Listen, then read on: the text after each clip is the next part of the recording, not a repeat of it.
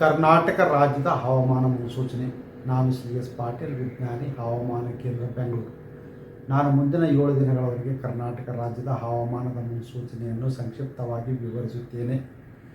ಇಂದು ಕರಾವಳಿ ಜಿಲ್ಲೆಗಳಲ್ಲಿ ಹಲವು ಕಡೆ, ಉತ್ತರ ಹಾಗೂ ದಕ್ಷಿಣ ಒಳನಾಡಿನ ಜಿಲ್ಲೆಗಳಲ್ಲಿ ಕೆಲವು ಕಡೆ ಅಲ್ಲಲ್ಲಿ ಹಗುರವಾಗಿ ಮಳೆಯಾಗಿದೆ.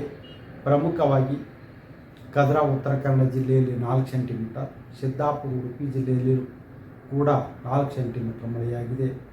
ಈಗಿರುವ ಹವಾಮಾನದ ಸಿನಾಪ್ಟಿಕ್ ಸ್ಥಿತಿ ಏನೆಂದರೆ, ಬಂಗಾಳ ಉಪಸಾಗರದ ಉತ್ತರ ಭಾಗದಲ್ಲಿ ಒಡಿಶಾದ ಕರಾವಳಿಯ ಹತ್ತಿರ ವಾಯುಭಾರ ಕುಸಿತವಾಗಿದ್ದು, ಅದರ ಜೊತೆಗೆ ಸರ್ಕ್ಯುಲೇಷನ್ ಕೂಡ 7.6 ಕಿಲೋಮೀಟರ್ ಎತ್ತರದವರೆಗೆ ಇದೆ. ಇದರ ಪ್ರಭಾವದಿಂದ ಕರಾವಳಿ ಜಿಲ್ಲೆಗಳಲ್ಲಿ ಆಗಸ್ಟ್ 26ರಿಂದ ಸೆಪ್ಟೆಂಬರ್ 1ರವರೆಗೆ ವ್ಯಾಪಕವಾಗಿ, ಉತ್ತರ ಹಾಗೂ ದಕ್ಷಿಣ ಒಳನಾಡಿನ ಜಿಲ್ಲೆಗಳಲ್ಲಿ ಆಗಸ್ಟ್ 26ರಿಂದ ಆಗಸ್ಟ್ 29ರವರೆಗೆ ಹಲವು ಕಡೆ ಮಳೆಯಾಗುವ ಹೆಚ್ಚಿನ ಸಾಧ್ಯತೆ ಇದೆ. ಉತ್ತರ ಕನ್ನಡ, ಉಡುಪಿ ಹಾಗೂ ದಕ್ಷಿಣ ಕನ್ನಡ ಜಿಲ್ಲೆಗಳ ಕೆಲವು ಕಡೆ ಭಾರೀ ಮಳೆಯಾಗುವ ಸಾಧ್ಯತೆ ಇದ್ದು, ಆಗಸ್ಟ್ 26ರಿಂದ ಆಗಸ್ಟ್ 30ರವರೆಗೆ ಯೆಲ್ಲೋ ಅಲರ್ಟನ್ನು ಘೋಷಿಸಲಾಗಿದೆ.